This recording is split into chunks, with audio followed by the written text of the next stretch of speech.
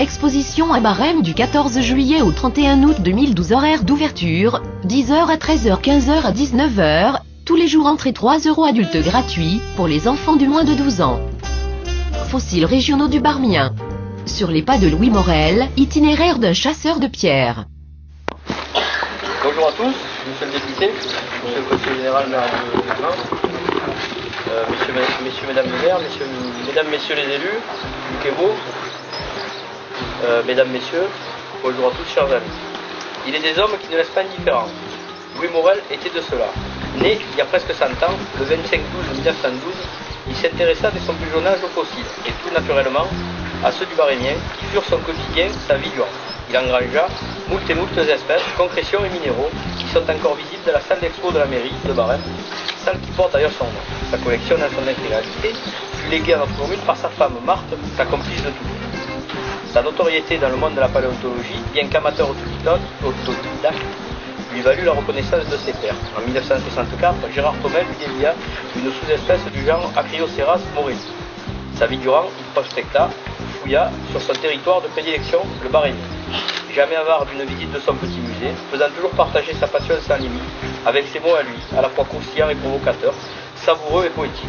Comme ce passage qui illustre bien sa manière de penser, immortalisé dans ses cahiers du géologue, le 22/7/1967, je le cite. Faire de la géologie un domaine réservé est une conception fort discutable, inadmissible même, car la nature appartient aux riches comme aux pauvres, aux savants comme à l'ignorant, aux vieillards comme à l'enfant. Louis Morel était-il visionnaire? C'est une façon de voir les choses, qui presque 50 ans après, est plus que jamais d'actualité, et qui peut s'appliquer aujourd'hui à bien d'autres domaines. L'hommage que la commune de Barème veut lui rendre ne s'appuie pas sur les pièces de sa collection. C'est un autre autodidacte, Luc Ebeau, aux similitudes frappantes, animé par la même passion, conjuguant la même conception. Comme son illustre prédécesseur, il veut faire partager au plus grand nombre. Encore faut-il qu'on lui en donne les moyens. Car il serait dommage et dommageable pour notre territoire qu'une si belle collection devienne un objet de luxe et d'amusement, plutôt qu'une source féconde de savoir utile à tous. Les pièces que vous allez pouvoir admirer, chefs-d'œuvre, trésors, fossiles ou simples cailloux, vous les qualifierez comme vous le désirerez, selon vos sensibilités. Je suis certain, vous enchanteront. Ni l'homme, ni ses réalisations ne vous laisseront indifférents. Luc Ebeau vous offre le Barémien dans tous ses états, le Barémien dans toute sa splendeur, le Barémien comme vous l'avez peut-être jamais imaginé, sauf en rêve. Je vous remercie.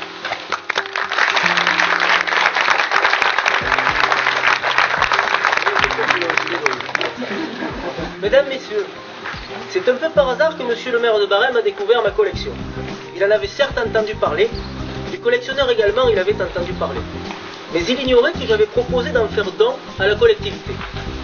Qu'importe, Barème possède déjà des fossiles. La collection Louis Morel, une collection remarquable qui fait l'objet dans les locaux de la mairie d'une mise en valeur de grande qualité. C'est pas possible. Telle fut la réaction de Jean-Louis Chabot devant ce qu'il venait de découvrir.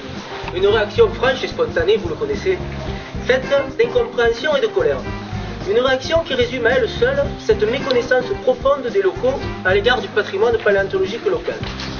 Une méconnaissance d'autant plus grave qu'il s'agit là de notre patrimoine, qu'il s'agit là d'une richesse mondialement connue. Serions-nous les seuls à l'ignorer? Le fossile de Louis Morel est le témoignage émouvant d'une époque, de cette époque héroïque où la science, qu'est la paléontologie, n'en était qu'à ses débuts. Louis Morel a écrit une page d'histoire, mais le temps ne s'est pas arrêté.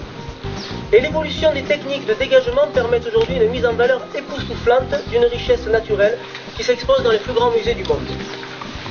En matière de fossiles, nous sommes assis sur une mine d'or et nous cultivons des pommes de terre. Pourquoi pas? Tout choix est respectable dès lors qu'il est basé sur une vraie connaissance, sur une vraie réflexion. Le thème de cette manifestation est sans ambiguïté. Invitation à la découverte, invitation à la réflexion.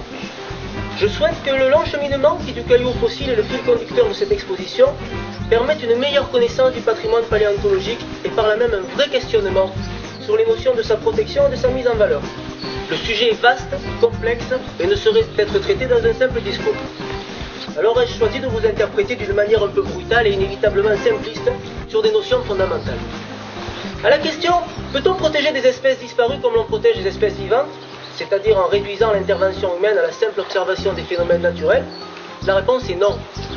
Le fossile animal disparu depuis plusieurs millions d'années ne révèle son existence qu'après avoir été libéré de son tombeau de pierre. Et si son extraction s'apparente au pillage, de qui ce pillage est-il le fait? Prioritairement de la nature, qui sous l'action de l'érosion détruit irrémédiablement tout ce qui affleure à la surface du sol, et parfois même avant qu'on intervienne cet affleurement. Les travaux dits d'intérêt collectif ne ménagent pas non plus cette richesse. Dans ce contexte, la collecte des fossiles réalisée avec des moyens dérisoires reste elle-même dérisoire. Et si les récoltes doivent prioritairement s'effectuer dans un cadre scientifique, le non-prélèvement des spécimens aboutit inéluctablement à leur destruction par l'érosion. La notion de pillage présuppose celle de la maîtrise de la ressource. Alors à la question, le fossile est-il rare et convoité? La réponse est non. Les fossiles sont partout, et les territoires situés hors des périmètres protégés ne sont apparemment pas victimes de pillage. Je pense que cela se saurait. À la question, les fossiles se ramassent comme les champignons ou les pines de pin. La réponse est non. Le fossile brut n'est qu'un tas de cailloux, qu'un amas informe de débris. Il peut n'être que traces d'oxyde ou de poussière. Comme vous pourrez le constater, seules des centaines voire des milliers d'heures de travail permettent sa révélation. À la question, la vente des fossiles est-elle une activité illégale et répréhensible? La réponse est encore non. Le monde de la paléontologie est essentiellement constitué de scientifiques, de collectionneurs et de marchands. Et même si la tentation est grande d'opposer le gentil collectionneur à l'horrible marchand, cette schématisation caricaturale, accessible et rassurante ne reflète pas la réalité. La vente des fossiles n'est pas interdite sur tout le territoire national, comme en témoignent les bourses et boutiques qui proposent ce type de matériel. La plupart des musées constituent leur collection par le biais d'acquisition. De plus, sachez que l'on ne devient pas marchand de fossiles comme l'on devient marchand de melons ou de frites. Des années d'expérience sur le terrain et de travail en atelier sont nécessaires à un passionné pour présenter une pièce esthétiquement valable et donc financièrement porteuse, ce qui limite considérablement le nombre de postulants à cette activité. Outre les aléas de la découverte et le temps de travail nécessaire à la préparation, l'investissement financier en produits et outils spécifiques au dégagement des fossiles est extrêmement lourd. En ce qui me concerne, les rentrées d'argent ponctuelles que représente la vente de certains fossiles sélectionnés avec discernement me permettent avant tout de poursuivre exclusivement sur mes fonds propres une activité dont la finalité n'est pas l'enrichissement personnel mais la possibilité de progresser toujours davantage dans le monde de la découverte où la passion de la paléontologie et l'enrichissement des collections restent les priorités absolues. J'avais d'ailleurs proposé de faire don de l'intégralité de ma collection à la collectivité, sans compensation financière ou statutaire d'aucune sorte, comme peut en témoigner Pierre Blanc, maire de la Meurthe. Je tiens à préciser que cette collection est cautionnée par un comité scientifique de haut vol, constitué de pointures en la matière en paléontologie. Cette offre a été déclinée. En réponse à nos propositions d'ouverture et de partenariat, a été mise en place une véritable stratégie d'isolement qui m'a permis de constater à quel point mon travail, mon approche, ma démarche et jusqu'à ma personne même pouvaient être méconnues, parfois même trahies. À l'occasion de cette proposition de don, je tiens à le préciser, regrettant que l'accident pour lequel j'ai d'ailleurs été condamné, survenu sur la commune de Cressac en mars 2009 dans le Lot, a été réactualisé, exagéré, diabolisé, pour venir servir à point nommé la thèse de mes détracteurs. Je pense que pas mal de personnes en ont entendu parler, et continue d'ailleurs à alimenter de manière récurrente toutes les bonnes raisons qui rendent mon personnage infréquentable et ma collection suspecte. De cela aussi, je souhaiterais débattre avec ceux qui sont intéressés, preuve à l'appui. Enfin, l'opportunité de cette manifestation pourrait être l'occasion d'objectiver le débat sur le patrimoine paléontologique. Et l'objectif prioritaire est surtout de vous faire prendre conscience de ce patrimoine, de sa diversité, de sa richesse, et des possibilités actuelles de sa mise en valeur qui permettent de hisser le fossile aux frontières de l'art. Alors à la question, la réalisation d'un grand projet paléontologique qui permettrait d'offrir au monde de la science et au regard curieux du profane un patrimoine local, unique, identitaire et exceptionnel, cette réalisation est-elle souhaitable? Cette fois la réponse vous appartient. Je tiens, avant de conclure, à remercier Jean-Louis Chabot pour m'avoir permis de réaliser cette exposition, Pierre Blanc, maire de la Meurthe, pour m'avoir soutenu un projet de mise en valeur paléontologique dans un contexte difficile, et le mot est faible, ainsi que toutes les personnes qui m'ont aidé au montage de cette exposition, et en particulier François Grados, dont vous pourrez admirer les photos, et Robert Martorano, qui nous a installé tout le système électrique depuis plus de 2 jours, et vraiment un grand merci à eux. Voilà.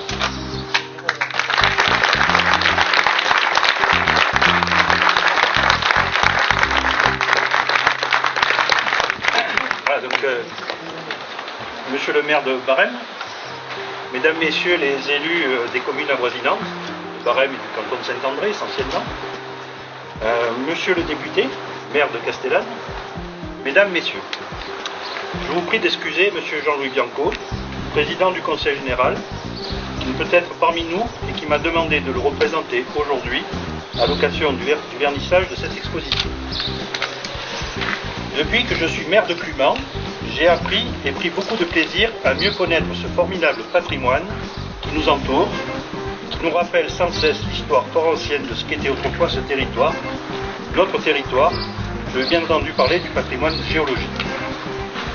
Cet intérêt n'est certainement pas étranger au fait que Jean-Louis Bianco m'ait demandé de représenter le département au sein du bureau de la réserve géologique lorsque j'ai été élu conseiller général. J'en suis depuis peu le nouveau président et j'entends exercer cette fonction avec passion en gardant à l'esprit ce qui a prévalu depuis la création de la réserve géologique, à savoir concilier connaissances scientifiques, protection des sites et richesses géologiques, ouverture et partage avec toutes celles et tous ceux qui, à des titres divers, pratiquent ce territoire en respectant ce qu'il représente, à savoir un territoire connu par les scientifiques du monde entier. Cette reconnaissance, on la doit notamment à Louis Morel, qui pendant tant d'années a arpenté cette région avec passion, en véritable amateur désintéressé, alors que sa collection représentait déjà une valeur inestimable. Ces principes qui ont toujours guidé Louis Morel dans sa quête de découverte du patrimoine paléontologique local étaient partagés par son épouse Marthe et ont largement contribué à faciliter la réalisation pratique et technique du don de sa collection et de l'exposition Morel. Je sais, monsieur le maire, que depuis de nombreuses années, vous sollicitez une requalification et une valorisation digne de ce nom de cette exposition située à 2 pas d'ici dans la gare de Barème. Sachez que je vais tout faire pour que ce vœu devienne une réalité et que ce lieu participe à nouveau à cette ambition partagée d'un développement touristique maîtrisé et respectueux de l'environnement de notre canton. La géologie, peut et doit y tenir une place privilégiée. Et nous devons pour cela remercier chaleureusement Louis et Marc Morel. Ils ont tracé une voie qui doit nous guider, que l'on soit élu de ce territoire, collectionneur ou amateur, afin que vive ce slogan « Barème passionnément géologique ».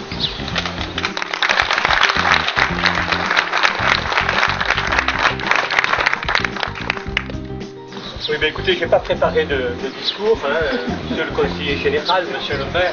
Oui, je suis heureux moi d'être ici parmi vous. Alors, d'habitude, on visite l'exposition et après on fait le discours, ce qui facilite un peu les choses. Donc on est à Barème, comme le dit Jean-Louis, donc on va faire les choses un peu différemment, donc on ne pourra pas parler savamment de ce que nous allons voir, puisque nous allons le découvrir.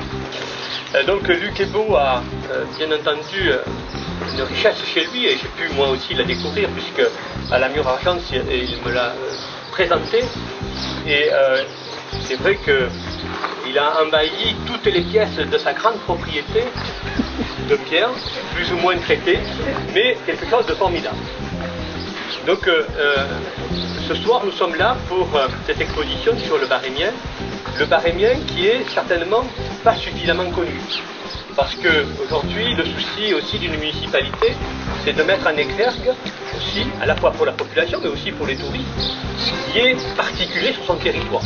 Et c'est vrai que l'aspect géologique à Barème est quelque chose d'important, avec ce patrimoine paléontologique fort agréable. D'ailleurs, quand on passe dans Barème, déjà, on voit que des aménagements extérieurs ont été faits, mais pour le profane, ça ne lui parle pas tellement. Quand on donne du sens à tout ça, oui, on se dit effectivement, Barème met en avant donc ce patrimoine. Donc cette exposition va permettre certainement à un bon nombre de découvrir ce qu'il peut y avoir dans nos sous-sols sur le secteur de Barème. Mais bien sûr, il faut savoir que ce que nous allons voir ne se présente pas de cette manière en pleine nature. C'est vrai que quand j'ai vu moi ces pièces à la Mure, où c'est un caillou et puis à l'intérieur il y a une tache. Et dire que cette tache fait partie d'un squelette d'un animal, eh bien, il faut quand même être expert. Et puis après, voir ce qu'on peut en tirer, c'est quelque chose qui va au-delà de l'imagination. Donc, cette exposition, je pense qu'elle va être très productive sur le secteur de Barème, qu'elle va donner de l'attractivité. Je ne reprendrai pas ce qu'a dit Luc Ebot, puisque lui c'est un expert, c'est quelqu'un qui est passionné, mais je crois que Bernard l'a dit en sa qualité de président de la réserve, il va falloir trouver des solutions pour que notre territoire puisse bénéficier aussi de cette recherche qu'a fait Luc Ebot. Bon, les choses seront peut-être un peu difficiles, mais je pense qu'avec de la bonne volonté, on trouve toujours des solutions. Donc c'est ce qu'on essaye de faire. moi, pour ma part aussi, je ferai tout ce que je pourrai pour faire en sorte que les scientifiques se mettent d'accord pour que le territoire de Barème, et plus largement du Verdon, puisque nous travaillons aussi sur des projets d'intérêt culturel avec le musée ici de la Lavande, avec aussi un musée qui va se faire à la Mure-Argence, je pense qu'on a aussi donc ce patrimoine géologique à mettre en avant. Donc tout ça, il faut qu'on l'organise. Je ne crois pas dans la précipitation, mais dans la concertation et de manière à ce que le plus grand nombre puisse en profiter. Voilà, donc bravo à Jean-Louis pour cette initiative, bravo à Jean-Louis et à son équipe municipale, à son conseil municipal, et merci aussi à Luc d'avoir accepté cette exposition puisse se faire et qu'il puisse y travailler. Alors je crois qu'on a jusqu'à la fin août pour la visiter. Moi je vous invite à faire beaucoup aussi de publicité sur un secteur que je connais bien qui est Castellane, parce qu'on est à 2 pas, et je pense qu'il pourrait y avoir beaucoup de gens qui séjournent à Castellane qui pourraient venir faire un tour jusqu'ici, et je crois que ça apporte un complément aux gens qui cherchent toujours de nouvelles choses sur notre territoire. Voilà, donc merci beaucoup et puis je souhaite un plein succès à cette exposition.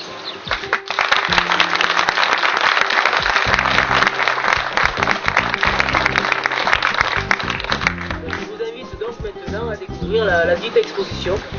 Et bon, j'espère qu'elle va vous surprendre, puisque c'était un peu le but de la manœuvre, que le discours se passe avant la visite. J'espère que vous ne serez pas déçus.